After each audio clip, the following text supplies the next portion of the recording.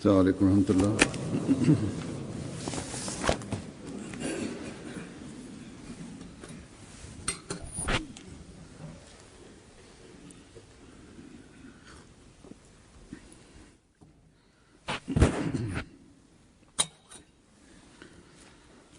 أشهد أن لا إله إلا الله وحده لا شريك له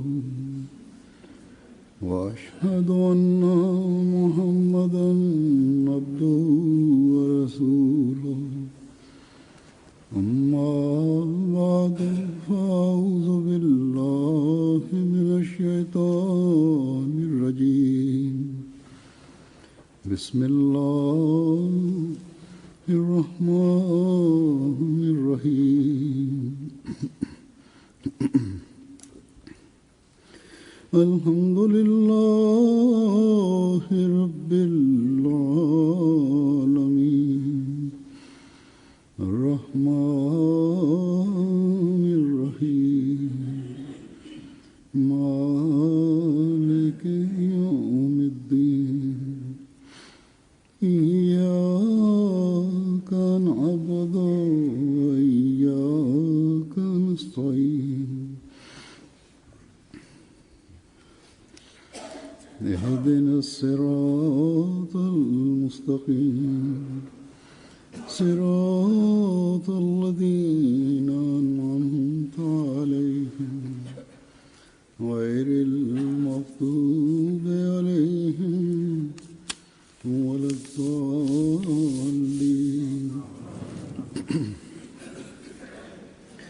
يا أيها الذين آمنوا لا تتبعوا خطوات الشيطان ومن يتبع خطوات الشيطان فإنه يأمر بالفحشاء والمنكر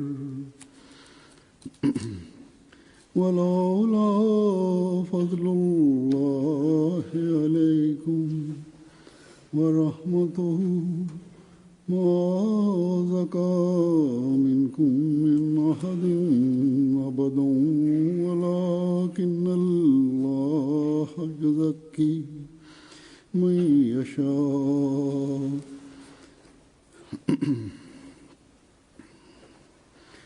والله سميع عليم.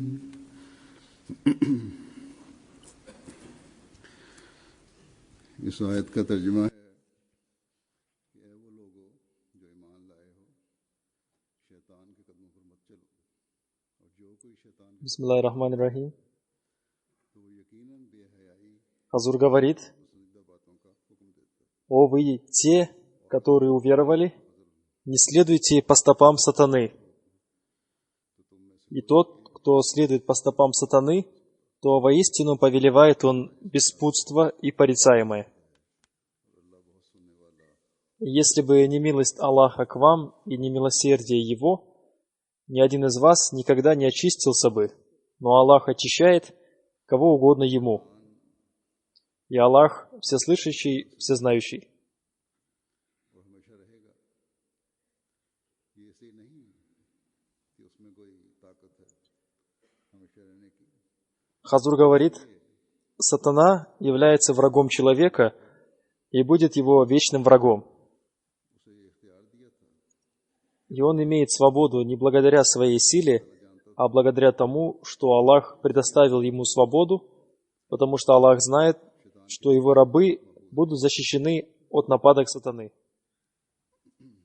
शैतान की दुश्मनी कोई खुली दुश्मनी नहीं है कि सामने आके लड़ रहा है बल्कि Сатана не нападает открыто, बहानों से а он нападает на человека скрытно и посредством разного рода обмана के जरिए से и внушая ему разные рода корость. अनाओं को उभारते हुए इंसानों को नेकियों से दूर ले जाता है और बुराइयों Сатана обещал Богу, что он будет делать так, чтобы человек следовал за ним, потому что Бог создал человека таким, что он может совершать и грехи, и благие деяния. जिस तरह वो उसकी फितरत ये है कि दोनों तरफ मुड़ सकता है। И сатана сказал: поэтому я буду делать так, чтобы они совершали грехи. बुराइयों की तरफ इसका Если ты разрешишь мне, то я буду нападать на них со всех сторон и буду обманывать их. दे तो मैं इस पर हर У меня нет власти над твоими рабами, однако большинство людей будет следовать за мной. और सिवाय वो जो तेरे हकीकी बंदे हैं, खालिस बंदे हैं, Всевышний Аллах разрешил ему и сказал: उन पर того, кто последует за тобой, मेरा कोई я не свергну в ад. हमला कारगर नहीं होगा। इसके अलावा अक्सरियत मेरे कदमों पर चलेगी। अल्लाह ताला ने Но вместе с этим Всевышний Аллах начал ниспослать череду пророков, чтобы они указывали людям правильный путь, исправляли их и сообщали им метод улучшения своей жизни в этом мире и в мире будущем. अपने अम्बिया के जरिए अम्बिया के भेजने के निज़ाम को जारी करके इंसानों को नेकियों के रास्ते भी बताए, उनको इस्लाह के तरीके भी बताए, उनको अपनी दुनिया वाक को संवारने के जरिए भी बताए। ये भी वादे किया कि शैतान तुम्हारा खुला खुला दुश्मन है, वो हमदर्दी के लबादे में तुम्हें बेहतरी और И Всевышний Аллах ясно оповестил человека о том, что сатана — его явный враг, и что, облачаясь в одеяние сочувствия, он не будет сочувствовать вам, а будет призывать к путям зла и ущерба. तो बड़े आराम से, बड़ी ढिठाई से И в день расчета сатана будет говорить: вы слушались меня и совершали грехи, но я не виноват в этом, потому что вы обладали разумом, но почему вы не пользовались им? चलने की तरफ И почему вы отдавали предпочтение грехам перед благими деяниями? रखने वाले इंसान थे। तुमने क्यों नहीं अपनी अकल Так что получайте наказание за свои деяния. आवाज को У меня нет никакой связи с вами. Моей целью была вражда к вам. И я достиг своей цели, так что горите сейчас в огне ада. मेरा अब कोई ताल्लुक नहीं उससे। Таким образом, сатана проявляет свою вражду к человеку. Всевышний Аллах в Священном Коране в разных местах предупреждает нас о нападках сатаны. कुरान करीम में भी मुतअद्दिद जगह अल्लाह ताला ने हमें В аяте, который я прочитал, Всевышний Аллах сообщил, что сатана всегда будет нападать на вас. इस आयत में भी जो मैंने तिलावत की है, И он обещал Богу, что он будет нападать на человека и слева, и справа. इंसान के पीछे पड़ा रहता है И он будет проявлять стойкость в своих нападках. कि मैं इसके दाएं बाएं आगे पीछे से हमला करूंगा, तो फिर Сатана даже говорит: मिजाजी से сидя на прямом пути, я буду нападать на человека. और करता है Человек следует по прямому пути, и он думает, что он спасен от нападок сатаны. Однако он не прав в этом. Потому что первые народы, которые оказались под гневом Аллаха, тоже следовали по прямому пути. कि मैं सिरात मुस्तकीम पर चल रहा हूँ, Несмотря на то, что они следовали по прямому пути, से बच गया। они оказались под гневом Аллаха и стали заблудшими. ये ख्याल ऐसे शख्स की गलतफहमी है। Они уверовали в Моисея и Иисуса, мир им, अल्लाह ताला का но потом они предали Аллаху сотоварищей и стали заблудшими и отрицали святого пророка. Мир и благословение Аллаха да пребывает с ним. वो भी तो हज़रत मूसा को मानने वाले थे, फिर हज़रत ईसा अलैहिस्सलाम को मानने वाले थे, लेकिन गुमराही और शिर्क में मुब्तला हो गए। हज़रत सल्लल्लाहु अलैहि वसल्लम का इनकार करने वाले बन गए। बस अल्लाह ताला ने फरमाया कि इन Одним словом, Всевышний Аллах говорит, когда человек уверовал, сатана не оставляет его и пытается ввести его в заблуждение. И многие люди обманываются сатаной и становятся заблудшими. И даже те люди, которые называют себя мусульманами, становятся вероотступниками и порочными.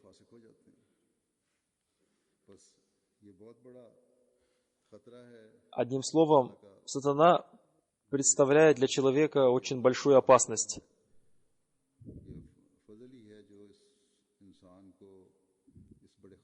И от него можно спастись только по милости Всевышнего Аллаха.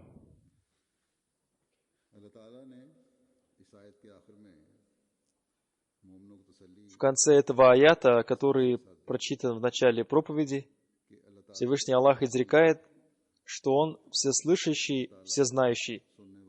Поэтому вы должны стучаться в Его дверь и должны настойчиво возносить мольбы. Он всезнающий Бог, и Он знает состояние своих рабов. Когда Он видит, что Его раб, будучи искренним, взывает к Нему, Он создает в сердце такого верующего силу, которая спасает его от нападок сатаны. И он получает возможность увеличивать уровень своих благодеяний.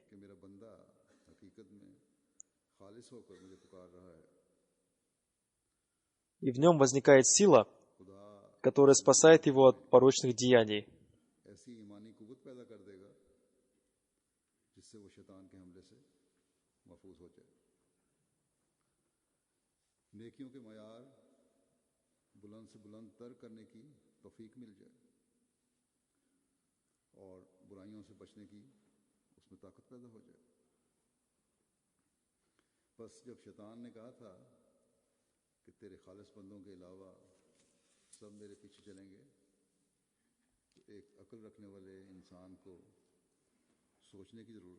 Одним словом, когда Бог сказал сатане, что над моими рабами у тебя не будет никакой власти, то каждый разумный человек должен думать о том, как стать искренне верующим в Аллаха. В этих аятах Всевышний Аллах дал один рецепт того, как стать Его искренним слугой. И этот рецепт следующий. Они не будут совершать порицаемых дел и грехов, и не будут совершать суетных дел. И если они не будут этого делать, то сама милость Всевышнего Аллаха очистит их. И тот, кого очистит Аллах, становится совершенно чистым, и сатана не может приблизиться к нему.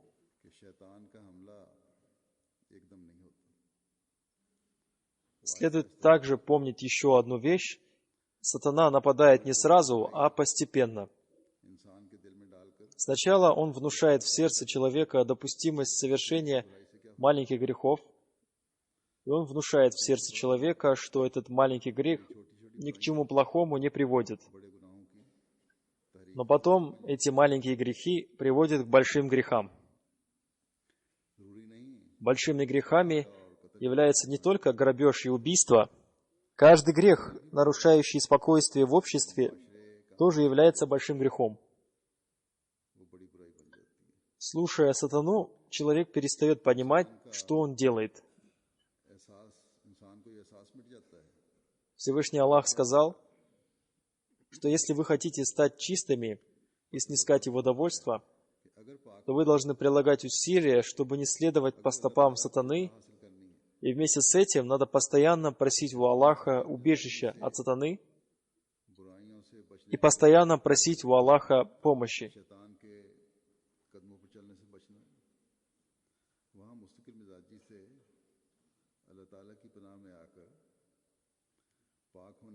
Без этого вы не можете спасти себя от нападок сатаны. Сейчас я прочитаю некоторые цитаты из Писаний обетованного Мессии мир ему. Он написал, что у некоторых людей возникает вопрос, почему Всевышний Аллах создал сатану? И почему он сразу не наказал его и не уничтожил его? Если бы он уничтожил сатану в первый же день, то в мире не было бы смут.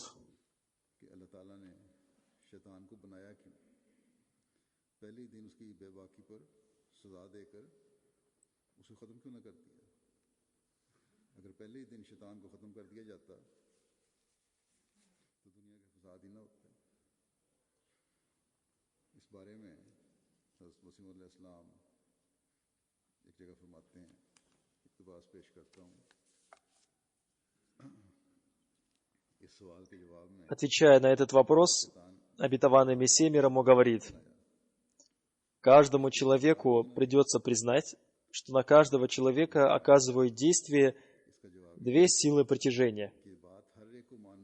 Первая — хорошая сила притяжения, которая притягивает его к добрым делам. И вторая — плохая, которая притягивает его к порицаемым делам. И каждый человек уже имеет опыт того, что иногда в сердце человека возникает мысль о пороках. И в этот момент он настолько склоняется к пороку, словно порок притягивает его к себе. И иногда у него возникают мысли о добрых деяниях, и в это время он настолько склоняется к доброму деянию, словно оно притягивает его к себе. И иногда человек совершает порок, а потом склоняется к доброму деянию и испытывает большой стыд из-за того, что он совершил порочный поступок. И иногда случается так, что человек бранит кого-то и избивает, а потом стыдится этого и в сердце говорит себе: «Я совершил очень плохой поступок». И затем он хорошо относится к тому, кого он обидел, и просит у него прощения. Исламский шариат дал название этим двум силам, которые существуют в каждом человеке. Силу совершать хорошее деяние он называет ламая мальк, способность ангела. А силу совершать плохое деяние ламая шайтан, способность сатаны. Философы тоже признают, что каждый человек обладает этими двумя силами, но Бог, который делает явными скрытые вещи и сообщает о скрытых вещах, назвал обе эти силы сотворенными. И того, кто внушает совершать хорошее деяние, он назвал ангел и Святой Дух. А того, кто внушает совершать плохое деяние, он назвал сатана и иблис. Древние философы и мудрые люди признали, что вопрос внушения не является выдуманным. Хазур поясняет, то есть они признали то, что у человека действительно возникает сила совершать хорошее или плохое деяние.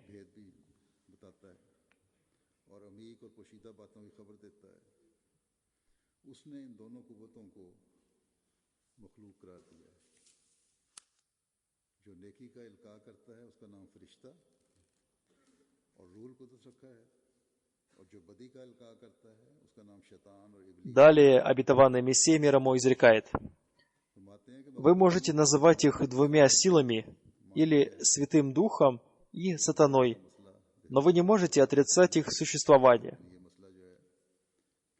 И цель их создания такова, что человек получает воздаяние за свое благое деяние, потому что если бы натура человека была создана такой, что он был бы вынужден совершать благое деяние или был бы вынужден проявлять ненависть к порицаемому деянию, то в этом случае он не получил бы никакой награды за совершение благого деяния, потому что в этом случае это было бы врожденным свойством его натуры.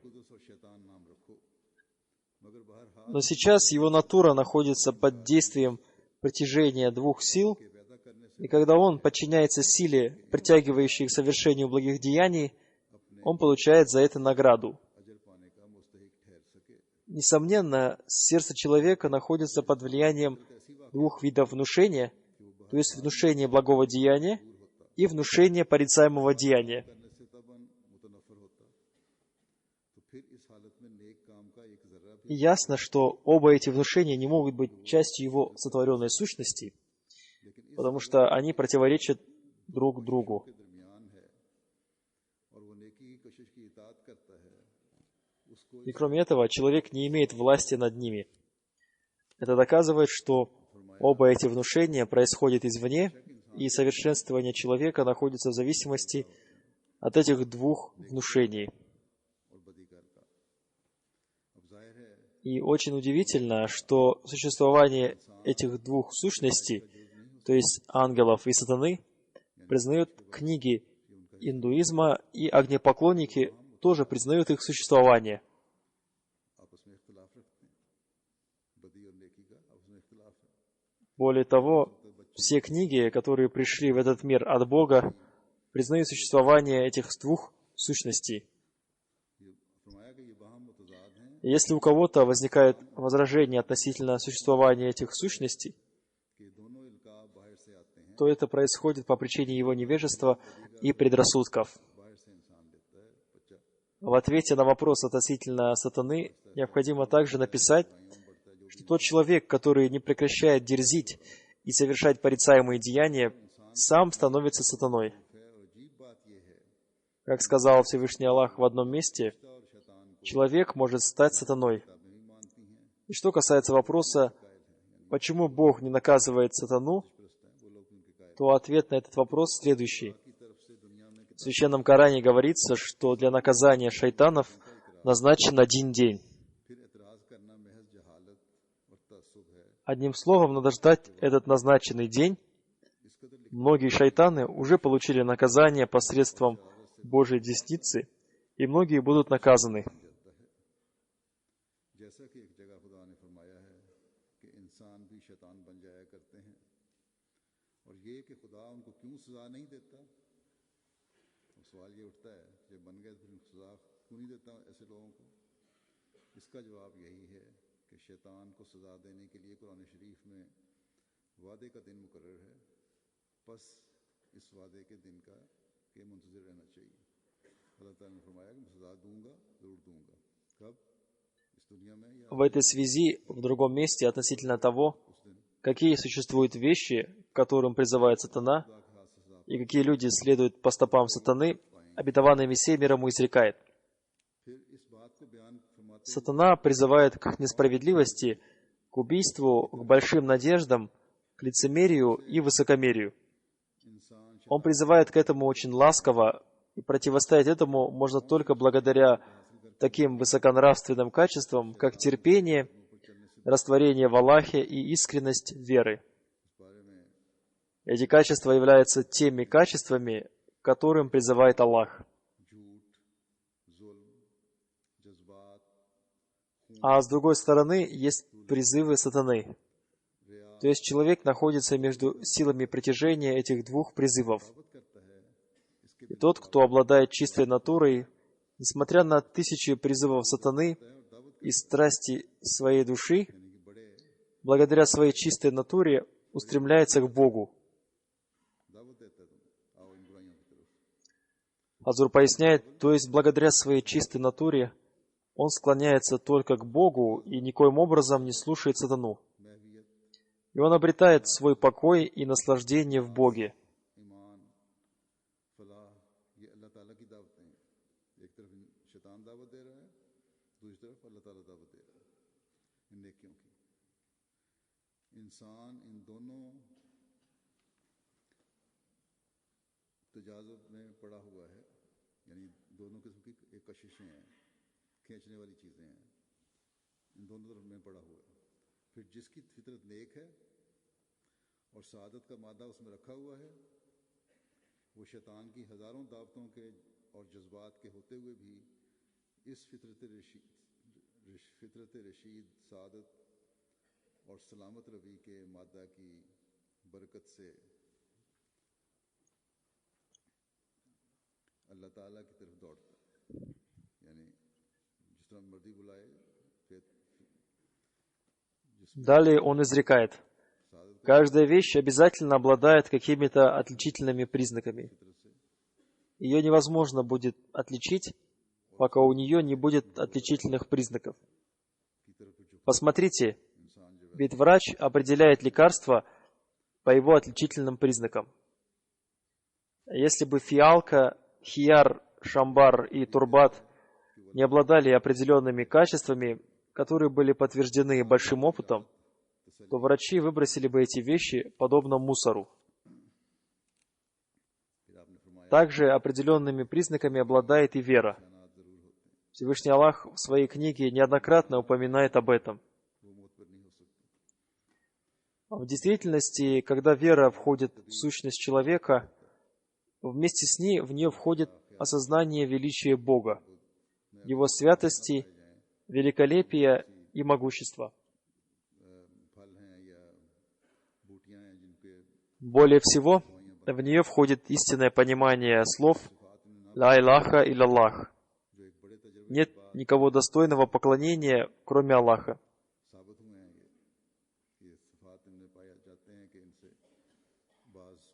Всевышний Аллах обосновывается в Его сущности до такой степени, что наступает смерть Его сатанической жизни, и Его греховная природа умирает.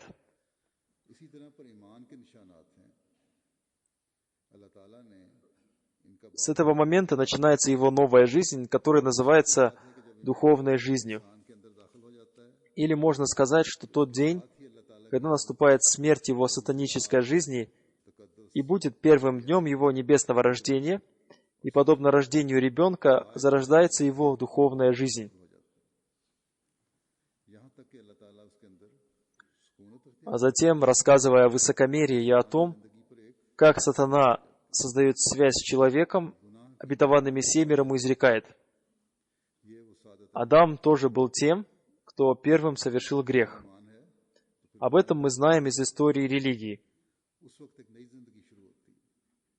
И сатана тоже совершил грех, но в отличие от него, у Адама не было высокомерия, и он признал свой грех перед Аллахом, и его грех был прощен. И это дает человеку надежду на то, что его грехи будут прощены после того, как он покается.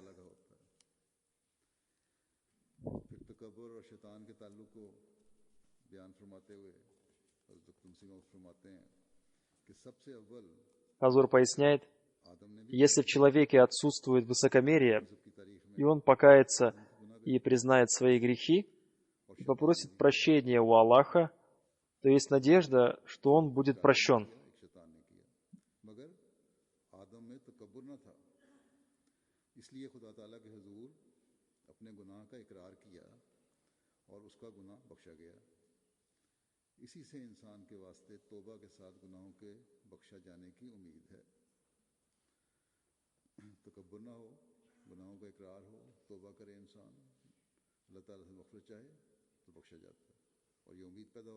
Далее обетованный Мессия мир ему изрекает: но сатана проявил высокомерие, и он стал проклятым.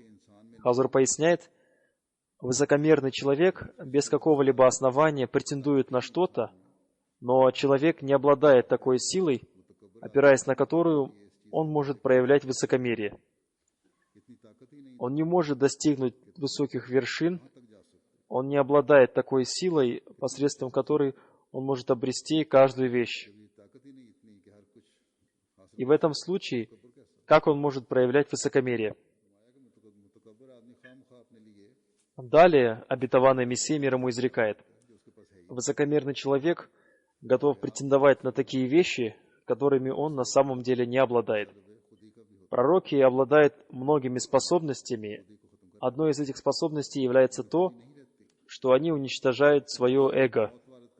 И они делают это, проявляя смирение пред величием Всевышнего Аллаха. Те люди, которые не проявляют высокомерие и проявляют смиренность, не будут уничтожены. Одним словом, оберегайте себя от высокомерия. Таким образом, верующий должен создать в себе это качество, иначе он будет тем, кто следует по стопам сатаны. Человек иногда проявляет высокомерие, но не чувствует этого. Поэтому нам надо очень внимательно проанализировать себя. О том, как сатана нападает на человека разными способами, чтобы овладеть им, обетованный Мессия мир ему изрекает: если человек в своих поступках не совершает грехов, то сатана желает, чтобы он совершал грех посредством своих ушей, глаз или носа. Если грехи удалены из этих органов, сатана желает, чтобы грех оставался в его сердце. Азур поясняет: некоторые люди не совершают очевидных грехов, то есть больших грехов. Они не совершают их потому, что у них не было возможности совершить эти грехи. Или они боятся кого-то, и поэтому не совершали эти грехи. Далее обетованный Мессия мир ему изрекает: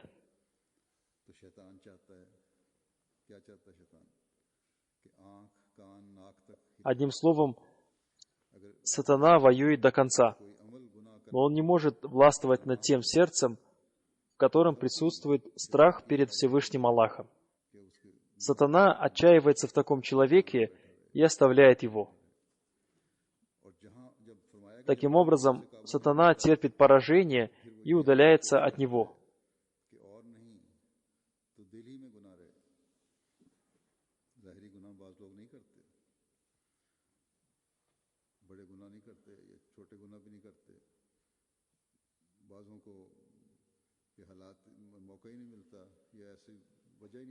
Так что основным качеством является страх перед Аллахом.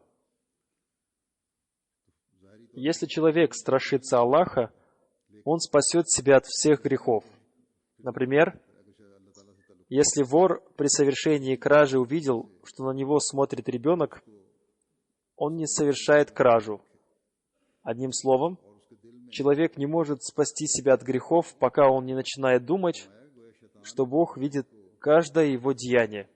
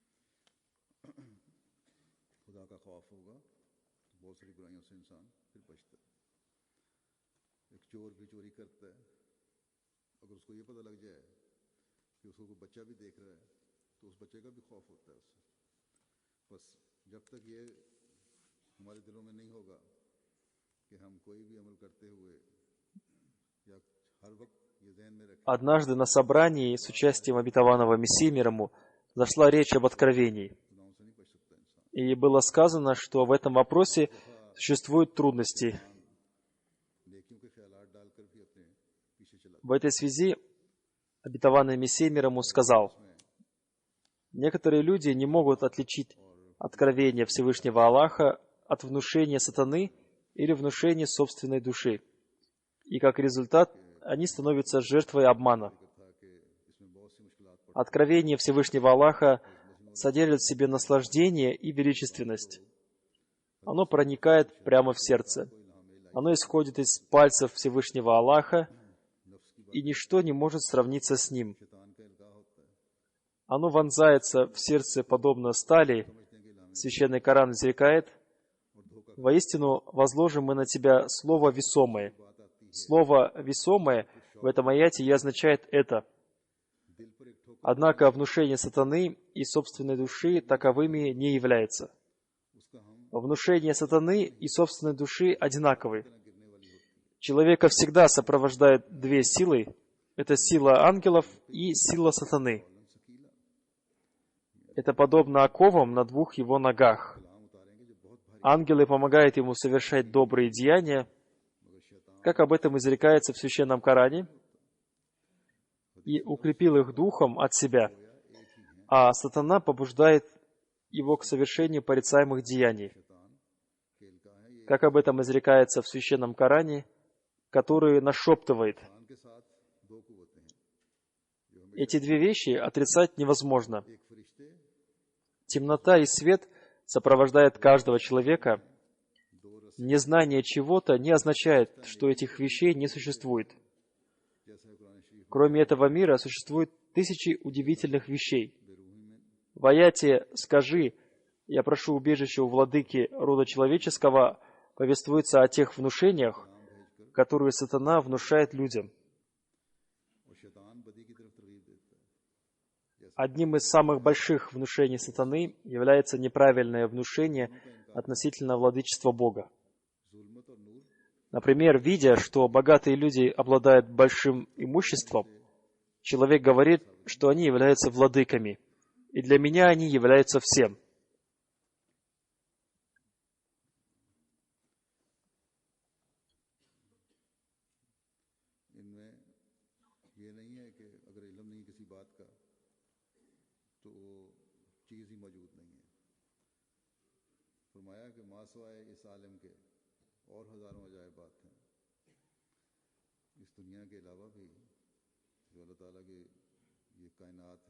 В приведенной цитате обетованный Мессия мир ему объяснил, как сатана внушает и как надо спасаться от него.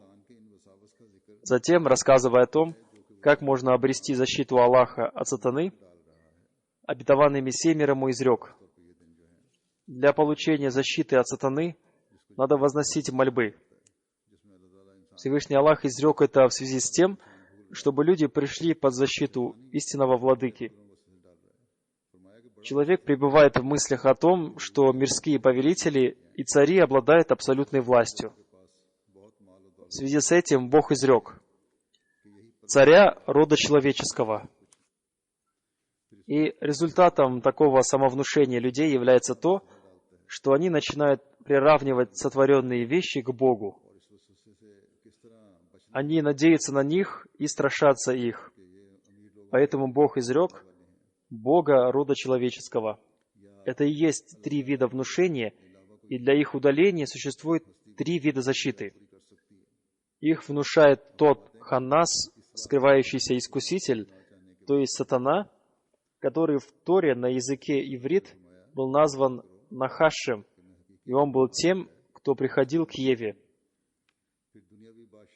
Он был из тех, кто нападал скрытно. В суре Ан-Нас упоминается именно он. Из этого становится ясно, что Даджал тоже не будет принуждать, а будет нападать скрытно, и он будет нападать настолько скрытно, что никто не будет знать об этом. Это подобно нападкам христианских священнослужителей. Хазур поясняет, они нападают под предлогом предоставления образования, новых достижений науки и мирских богатств.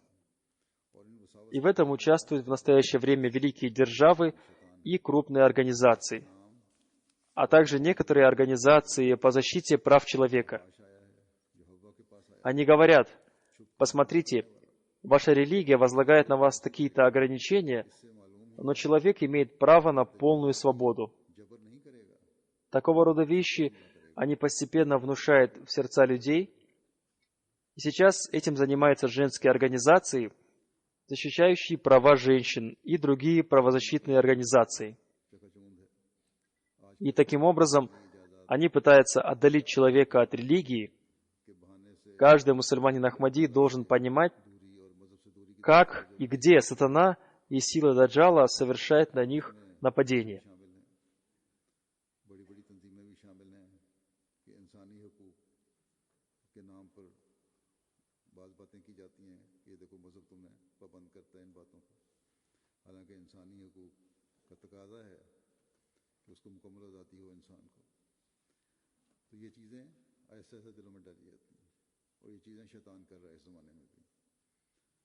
और इसमें हुकूमतें भी शामिल हैं, बड़ी बड़ी जो ह्यूमन राइट्स के नाम पर या विमेन राइट के नाम पर, निस्वानी हकूक़ निस्वां के नाम पर, या जैसा कि पहले मैंने कहा इंसानी हकूक़ के नाम पर Далее обетованный Мессия мир ему говорит: ошибочным является мнение о том, что сатана сам подошел к Еве. Напротив, он совершал свои нападения скрытно, так же, как и сейчас. Он внушает свои мысли какому-либо человеку, и этот человек становится его представителем. Вполне возможно, что он внушил свои мысли человеку, который был настроен против религии. Рай, в котором пребывал Адам, тоже был на земле, но какой-то плохой человек внушил в их сердца Адама и Евы свои мысли. В первой суре Священного Корана Всевышний Аллах настоятельно говорит: «Вы не должны стать одними из тех, кто вызвал гнев, и тех, кто заблудился». То есть, о мусульмане, вы не должны выбирать качества христиан и иудеев.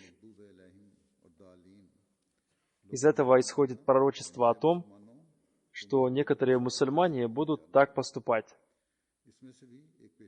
То есть наступит такое время, когда некоторые мусульмане будут выбирать качества христиан и иудеев.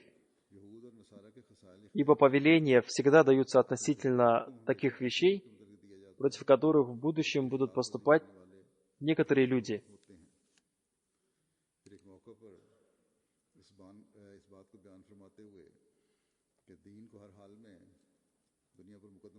Еще в одном месте, говоря о том, что надо отдавать предпочтение религии перед миром в любом положении, обетованный Мессия мир ему изрекает: в мире существует два типа людей.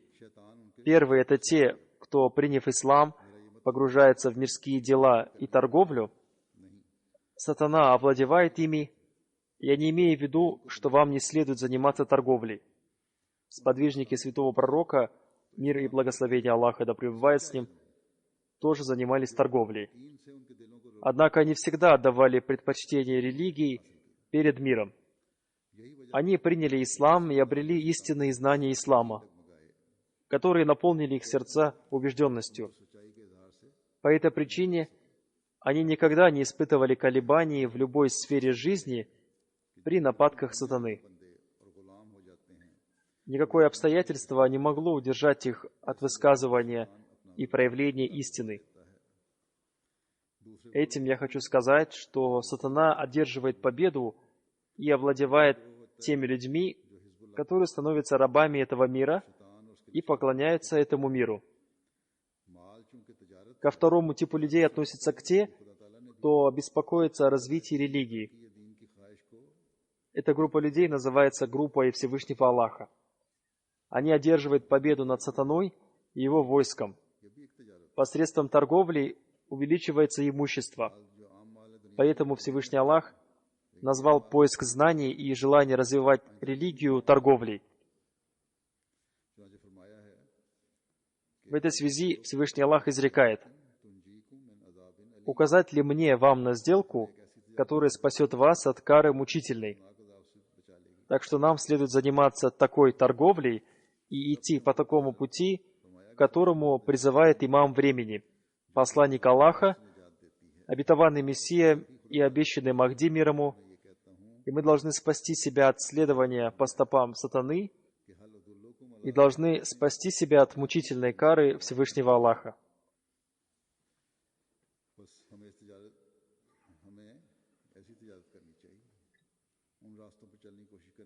Затем, обращая наше внимание на скрытые грехи, обетованный Мессия мир ему изрекает: когда кто-то попадает в беду, в этом виноват он сам. Если кто-то после попадания в беду говорит, что это беда от Аллаха, то он не прав в этом. Он попал в эту беду по собственной вине. Некоторые люди внешне выглядят очень добродетельными, и человек очень удивляется, когда видит, что они попадают в беду. Но на самом деле они попадают в беду по причине какого-то скрытого греха, и этот скрытый грех довел их до такого состояния. Всевышний Аллах очень прощающий и снисходительный, поэтому Он не сообщает никому об их тайном грехе. Скрытый грех на самом деле хуже, чем явный грех. Совершение греха подобно болезни. И существуют такие болезни, о существовании которых становится всем ясно, но есть и такие скрытые болезни, о которых не знает иногда даже сам больной. Например, туберкулез. На начальной стадии этой болезни даже лекарь не может распознать эту болезнь.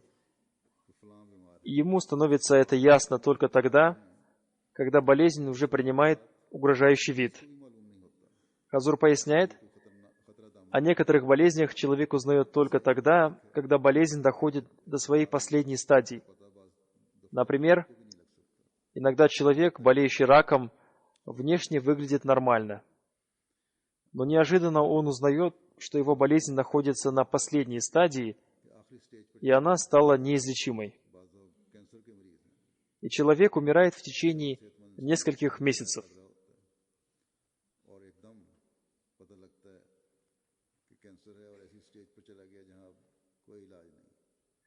Затем обетованный Мессия мир ему изрекает: как человек не знает о своей скрытой болезни, так же он не знает о своих внутренних грехах, которые постепенно приводят его к гибели. И он спасется только в том случае, если Всевышний Аллах окажет ему свою милость.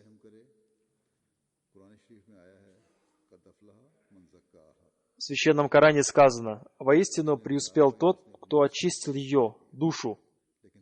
Но очищение души тоже подобно смерти.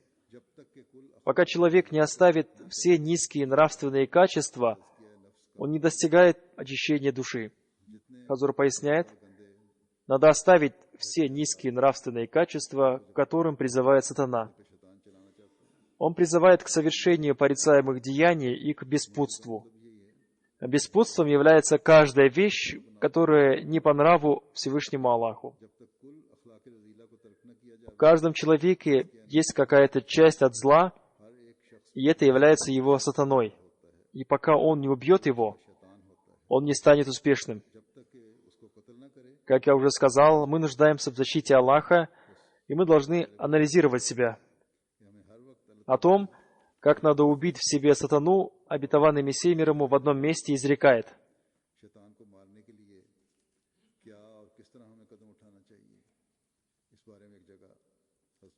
пророки являются проявлением божества и теми, кто показывает Бога. И каждый истинный мусульманин и истинный верующий должен стремиться стать проявлением пророков. Этот секрет хорошо поняли святые сподвижники святого пророка, мир и благословение Аллаха да пребывает с ним, и они настолько растворились в повиновении святому пророку, мир и благословение Аллаха да пребывает с ним, что в них ничего не осталось от их сущности. Каждый человек, который видел их в состоянии опьяненных любовью к нему. Хазур поясняет, то есть они пребывали в состоянии этой опьяненности любовью к святому пророку, мир и благословение Аллаха да пребывает с ним, для усвоения благородного примера святого пророка, мир и благословение Аллаха да пребывает с ним, и для снискания приближения к Аллаху.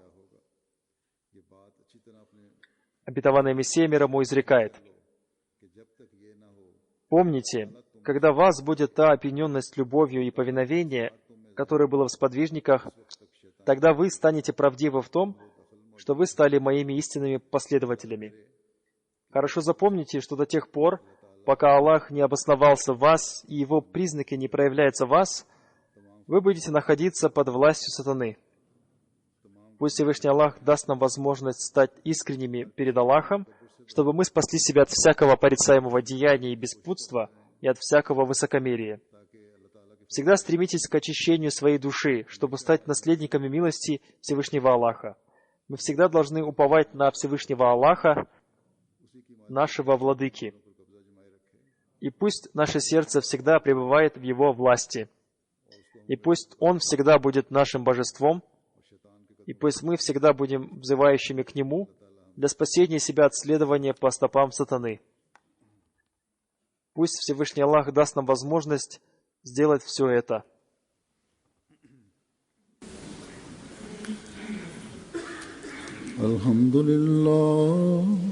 الحمد لله نحمده ونستعينه ونستغفره ونؤمن به ونتوكل عليه ونعوذ بالله من شرور أنفسنا ومن سيئات أعمالنا من يهده الله فلا مضل له ومن يضلل فلا هادي له ونشهد أن لا إله إلا الله ونشهد أن محمدا عبده ورسوله عباد الله رحمكم الله إن الله يأمر بالعدل والإحسان وإيتاء ذي القربى وينهى عن الفحشاء والمنكر والبغي يعظكم لعلكم تذكرون اذكروا الله يذكركم وادعوه يستجب لكم ولذكر الله أكبر